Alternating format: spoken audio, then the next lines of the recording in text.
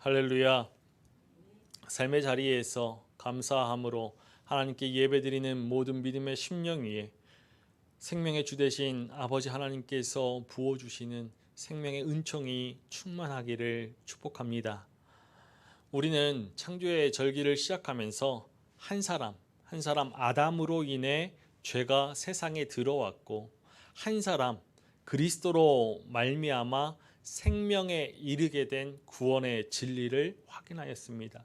그리고 지난주에 창세기 11장의 바벨탑 사건을 보면서 사람들의 언어를 혼잡하게 하여서 그들을 온 지면에 흩으신 것, 이것은 사망에 이르게 되는 죄의 굴레에서 하나님의 자녀를 지키시고자 하는 구원의 시작이었음을 확인하였죠.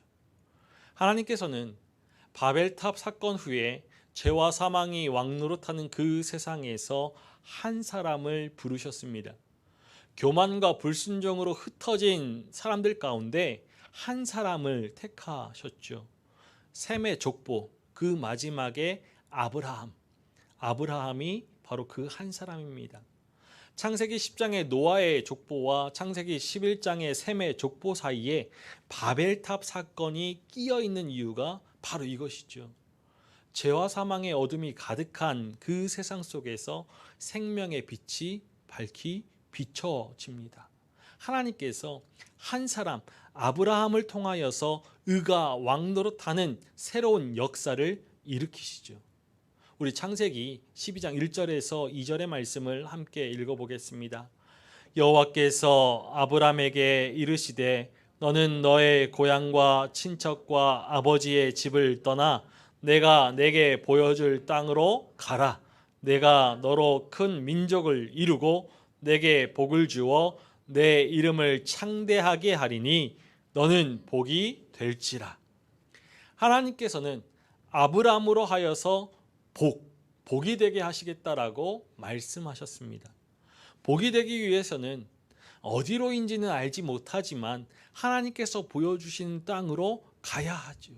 목적지가 어디인지도 모른 채 떠나서 가라 명하셨습니다. 이것은 아브라함을 향하여서 믿음을 요구하시는 것이죠. 비록 그 땅을 눈으로 보지는 못했지만 하나님을 믿고 가라는 것입니다. 히브리서는 이 상황을 갈 바를 알지 못하고 나아갔다라고 표현하지요. 우리 히브리서 11장 8절의 말씀을 함께 읽어보겠습니다.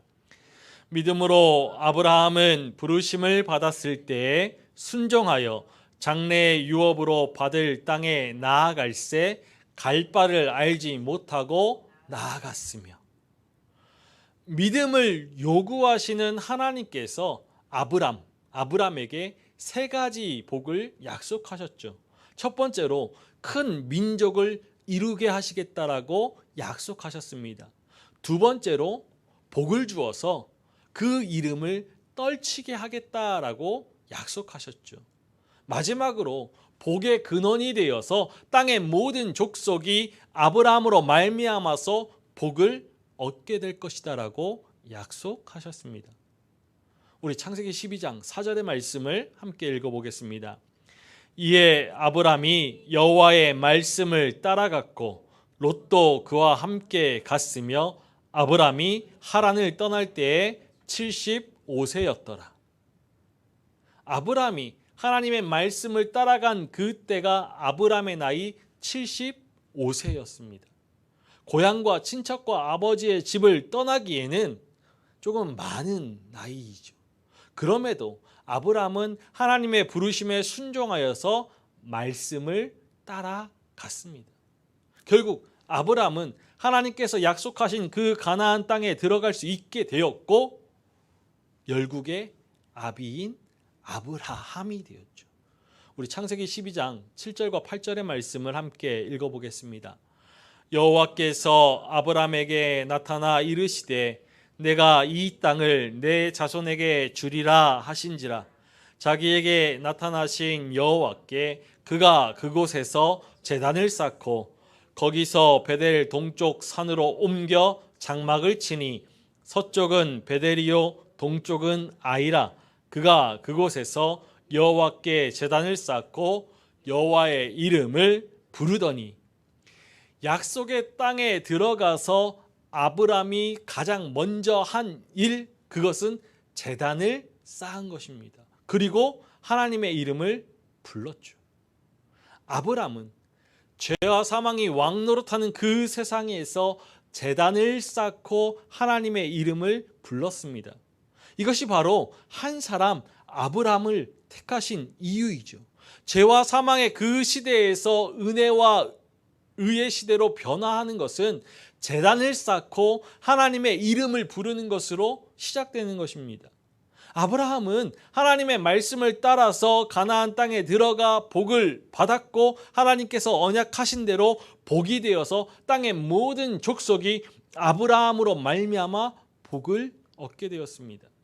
하나님께서 아브라함을 선택해 부르시고 아브라함이 믿음으로 응답하니 아브라함이 믿음의 조상이 되었죠. 한 사람 아브라함으로 시작된 의가 왕노릇하는 그 새 시대의 결과를 오늘 사도 바울의 갈라디아서가 전하여 줍니다. 바울은 갈라디아 교회 성도들에게 편지를 쓰고 있죠. 우리 갈라디아서 3장 1절의 말씀을 함께 읽어보겠습니다. 어리석도다 갈라디아 사람들아, 예수 그리스도께서 십자가에 못 박히신 것이 너희 눈앞에 밝히 보이거늘 누가 너희를 꾀더냐. 바울은 다른 서신서와 다르게 어리석도다 라는 말로 안타까움을 강렬하게 표현하고 있습니다. 어리석다, 이것은 영적인 판단력이 없다라는 말입니다. 바울은 그들의 믿음을 강하게 질책하죠.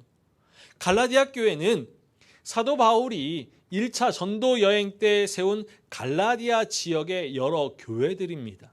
이 갈라디아 교회에 다른 복음이 존재했죠.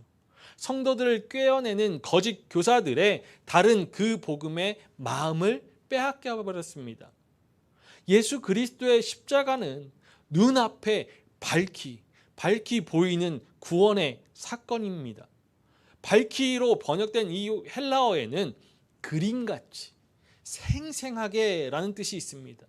바울이 전하여 준 그리스도의 십자가 복음이 눈앞에 생생하게 그려지는데도 갈라디아 교회 성도들은 유혹에 걸려서 넘어졌죠. 바울은 다른 복음의 핵심을 꿰뚫었습니다. 우리 갈라디아서 3장 2절의 말씀을 함께 읽어보겠습니다. 내가 너희에게서 다만 이것을 알려 하노니 너희가 성령을 받은 것이 율법의 행위로냐 혹은 듣고 믿음으로냐. 갈라디아 교회 안에 유대주의적인 복음이 들어왔습니다. 율법의 행위로 구원을 얻을 수 있다라는 것이죠. 대표적인 율법의 행위는 우리가 잘 알고 있듯이 할례입니다. 오직 믿음으로 말미암아 구원을 얻는다라는 진리, 복음을 망각하고서 율법의 행위를 적용하려고 하였죠. 예수 그리스도의 십자가가 아니라 율법의 행위가 구원의 척도가 되었습니다. 바울이 떠난 이후에 거짓 교사들로 인하여서 바울이 전하여 준 그 복음을 잊고서 다시 율법주의로 돌아가고자 합니다. 율법의 행위에 스스로를 올가매었던 것이죠. 그러나 바울은 복음의 핵심인 오직 믿음으로 말미암아 의롭다함을 받을 수 있다라는 그 진리를, 복음의 진리를 강조합니다.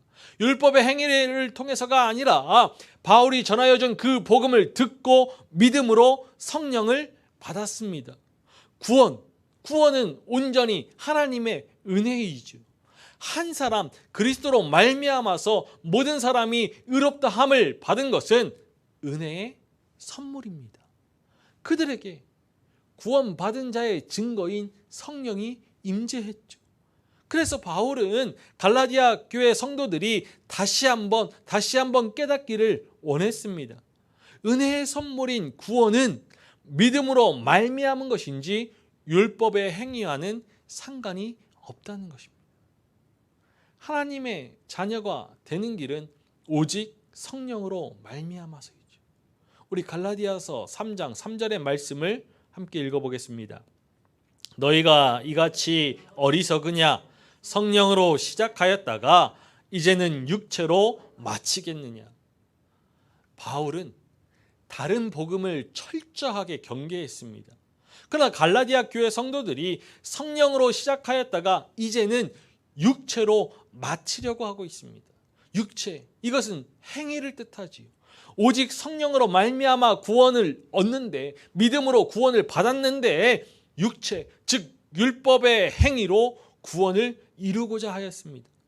갈라디아 교회 성도들은 구원의 조건을 육체, 즉 율법의 행위에서 찾으려고 하였죠. 우리 4절의 말씀을 함께 읽어보겠습니다. 너희가 이같이 많은 괴로움을 헛되이 받았느냐? 과연 헛되냐? 이 땅에 오신 하나님의 아들 예수를 그리스도로 주로 고백하는 믿음으로 모진 핍박과 박해를 경험하였습니다. 그런데 많은 괴로움 속에서 지켜왔던 그 믿음이 율법의 행위로 돌아가서 그리스도의 십자가를 헛되게 만드느냐라고 질책하죠. 믿음으로 인하여서 가족과 공동체에서 출교당하고 유대인들로부터 박해를 받았는데 율법의 행위로 돌아가서 그 괴로움을, 그 많은 괴로움을 헛되게 만드느냐라고 하는 것입니다. 사도 바울이 갈라디아 교회 성도들에게 질문합니다. 우리 5절의 말씀을 읽어보겠습니다. 너희에게 성령을 주시고 너희 가운데서 능력을 행하시는 이의 일이 율법의 행위에서냐 혹은 듣고 믿음에서냐? 바울은 은혜의 선물이 어디에서부터 오는 것인지를 확인하고자 하였습니다. 선물을 주시는 분 하나님이시죠. 은혜와 의의 선물인 성령은, 구원은 우리가 받고자 하여서 받을 수 있는 것이 아닌 전적인 하나님의 의지입니다. 구원 밖에 있는 자들을 하나님께서 성령을 주셔서 영원한 생명에 이르게 하셨습니다. 율법의 행위로서가 아니라 믿음으로 말미암은 은혜와 의의 선물이죠. 바울은 참된 의가 무엇으로 가능한지 오늘 우리에게 알려주죠. 우리 6절과 7절의 말씀을 다시 한번 읽어보겠습니다. 아브라함이 하나님을 믿음에 그것을 그에게 의로 정하셨다 함과 같으니라. 그런즉 믿음으로 말미암은 자들은 아브라함의 자손인 줄 알지어다. 아브라함이 하나님께 의롭다 함을 받은 것, 그것은 율법의 행위에서가 아니라 믿음으로 말미암은 것입니다. 하나님께서 아브라함을 부르셨을 때에는 율법이 존재하지 않았죠. 아브라함이 할례를 받기 전에 어떤 공로나 어떤 행위로 인해서가 아니라 오직 믿음으로 의롭다 인정받았습니다. 하나님께서 아브라함의 믿음을 의로 정하셨다라는 말씀은 하나님께서 아브라함을 대하실 때 마치 아브라함이 의롭게 살고 있는 것처럼 대하셨다라는 뜻입니다. 하나님께서 의로 정하셔서 법적인 지위를 부여하셨다는 것이죠. 그 삶이 온전히 의를 이루지 못하고 여전히 그 마음과 행동이 불의하다 하여도 정말 의로워져서 정죄당하지 않을 사람처럼 그를 대하셨다라는 것이죠. 이렇게 아브라함은 믿음으로 의롭다 함을 얻었습니다.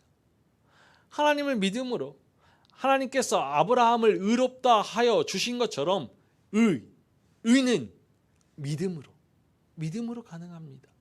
우리가 여전히 죄와 사망의 종로로 타고 있음에도 불구하고 하나님께서는 우리의 작은 믿음을 보시고서 의롭다 하셔서 영원한 생명에 이르게 하셨죠. 믿음으로 의롭다 함을 받은 하나님의 자녀들은 아브라함의 자손으로 아브라함의 복을 받아 누리게 되었습니다.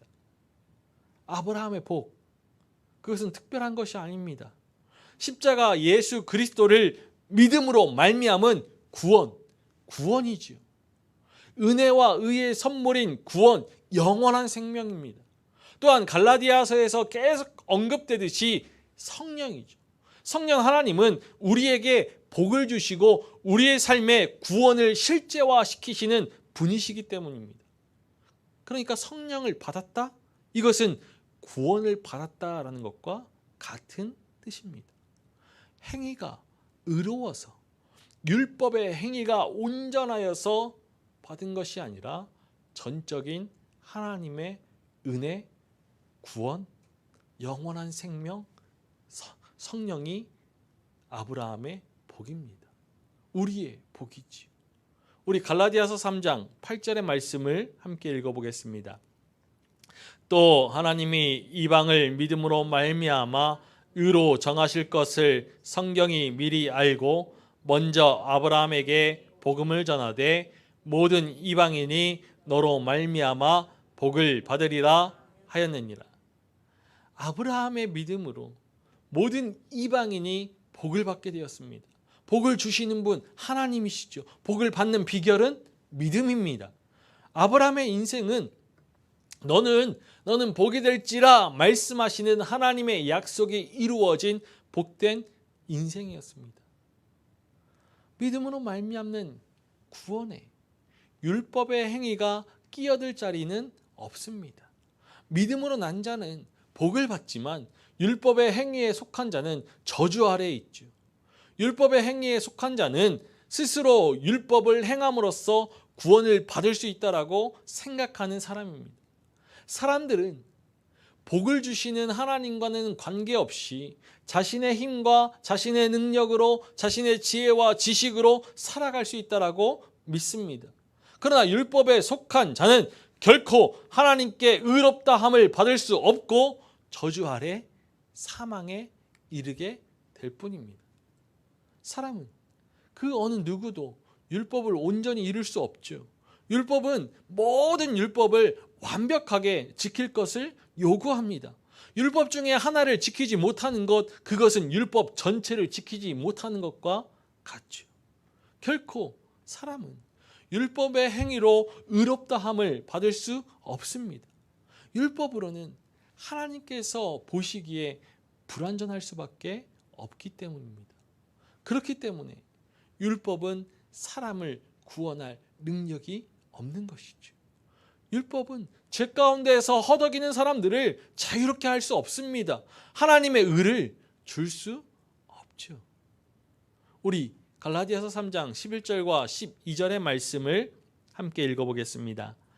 또 하나님 앞에서 아무도 율법으로 말미암아 의롭게 되지 못할 것이 분명하니 이는 의인은 믿음으로 살리라 하였습니다.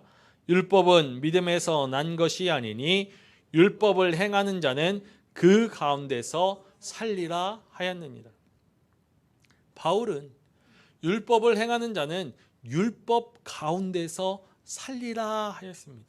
살리라라는 것은 살아간다라는 뜻과 생명을 얻는다라는 두 가지 뜻이 있습니다. 율법 가운데서 산다라는 이 말은 곧 인생의 행복과 인생의 만족을 율법에 의존한다라는 것이죠. 삶의 가치와 기준을 율법에 두는 것입니다. 율법을 지켜서 생명을 얻고 살아가려는 그 사람은 율법의 저주에서 벗어날 수 없습니다. 그러나 의인은 믿음으로 살죠. 의인은 믿음으로 인하여서 생명을 얻고 믿음으로 인하여서 그 삶을 살아갑니다. 그 믿음은 은혜와 의의 선물을 주신 예수 그리스도를 믿는 믿음이지요. 율법의 정죄에서 자유하게 하시고 율법의 저주를 풀어주신 예수 그리스도를 믿는 믿음입니다. 믿음으로 의롭다함을 받는 것과 믿음으로 구원을 받는다는 것, 이것이 복음이죠. 사람이 영원한 생명에 이를 수 있는 길은 오직 믿음뿐입니다. 바로 이 믿음이 하나님께서 아브라함을 의롭다 하신 그 비결이죠. 이 믿음을 가진 사람이 아브라함의 자손입니다. 예수 그리스도께서 십자가에 달려 죽으심으로 율법의 저주에서 우리를 속량하셨습니다. 우리 13절의 말씀을 함께 읽어보겠습니다. 그리스도께서 우리를 위하여 저주를 받은 바 되사 율법의 저주에서 우리를 속량하셨으니 기록된 바 나무에 달린 자마다 저주 아래에 있는 자라 하였습니다. 우리를 위하여는 우리를 대신하여라는 뜻입니다. 예수 그리스도는 우리를 대신하여 저주를 받았습니다. 율법의 저주 아래 죄와 사망의 종로로 타던 우리를 속량하시기 위하여서 그리스도께서 나무에 달리셨죠. 속량. 우리가 잘 알고 있듯이 대신 값을 치르고 자유하게 하는 것입니다. 바울은 그리스도의 속량을 그리스도께서 우리를 위하여 저주를 받으셨다라고 말하고 있죠. 십자가 속량은 하나님의 끝없는 사랑과 은혜로 이루어진 구원의 사건입니다. 바울은 십자가의 저주를 받으신 그리스도로 인한 결과를 우리에게 이렇게 말합니다. 우리 14절의 말씀을 함께 읽어보겠습니다.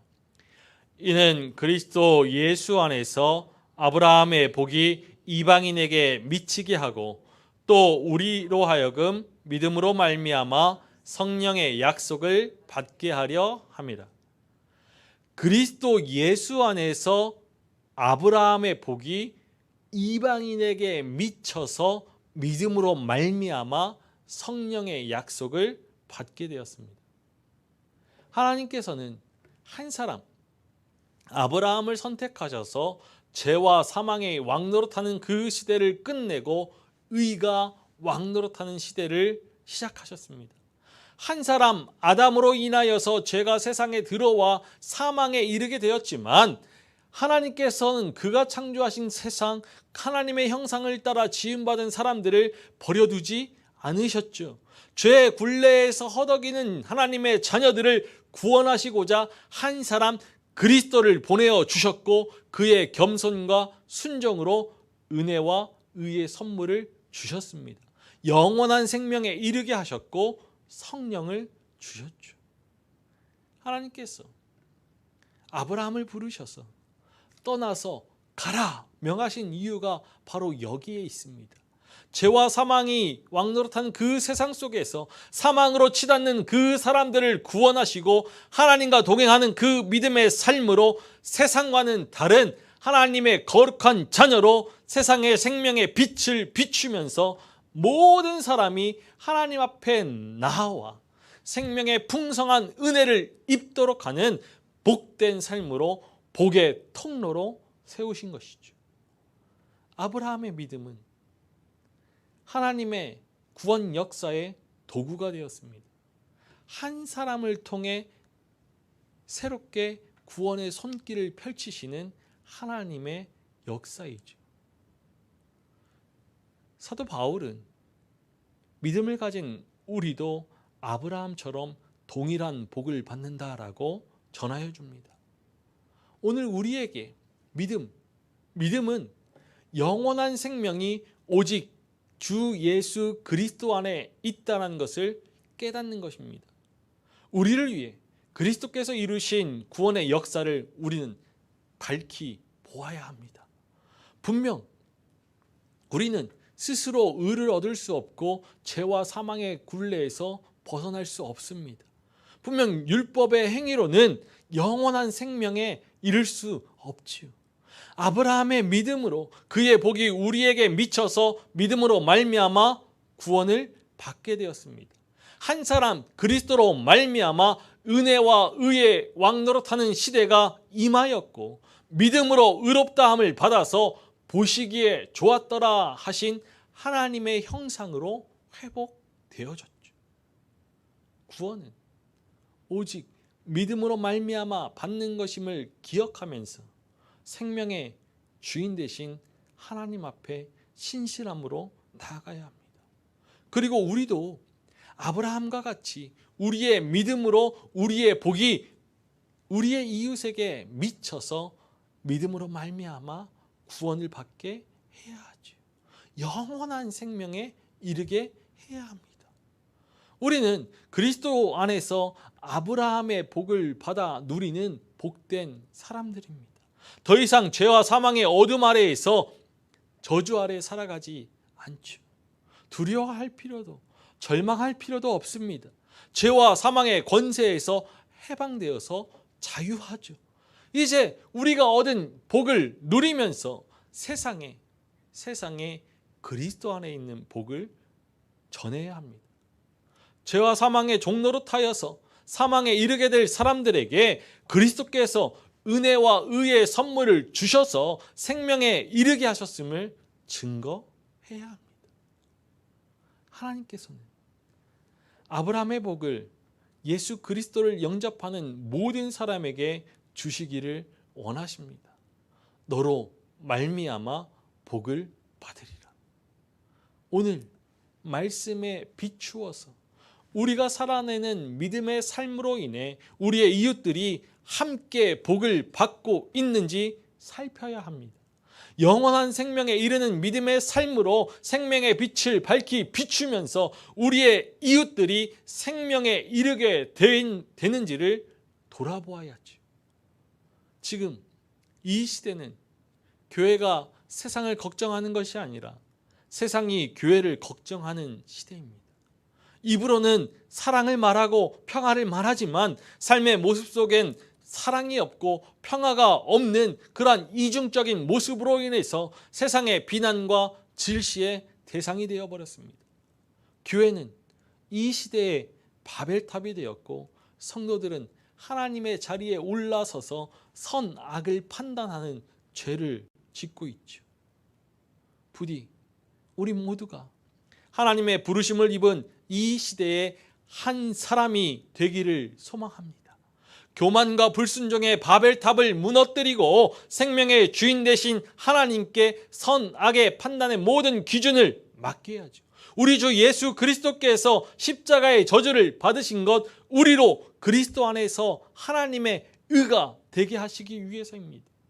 예수 그리스도께서 우리를 대신하여서 죄인이 되심으로 우리는 의롭게 되었습니다. 영원한 생명에 이르게 된 우리는 하나님의 말씀을 따라서 복이 된 아브라함의 믿음과 같이 겸손과 순종으로 생명에 이르는 믿음의 삶으로 복된 통로가 되어야 합니다. 세상은 여전히 죄와 사망의 어둠의 그늘이 짙게 드리워져 있습니다.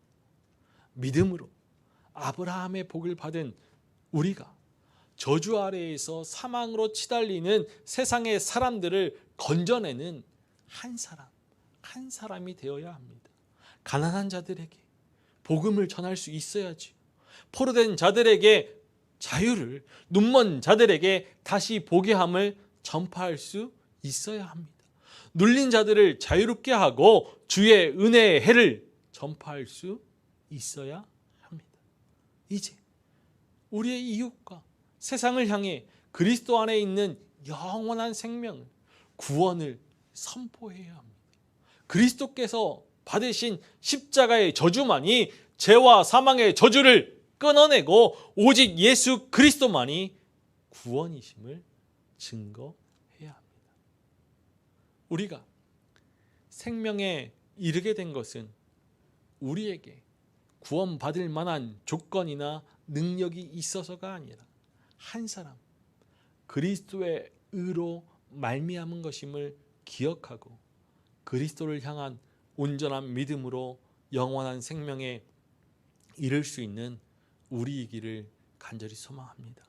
그리고 우리가 누리는 이 영원한 생명을 증거하여서 우리로 말미암아 이웃과 세상이 생명에 이르게 되기를 주님의 이름으로 간절히 축원합니다.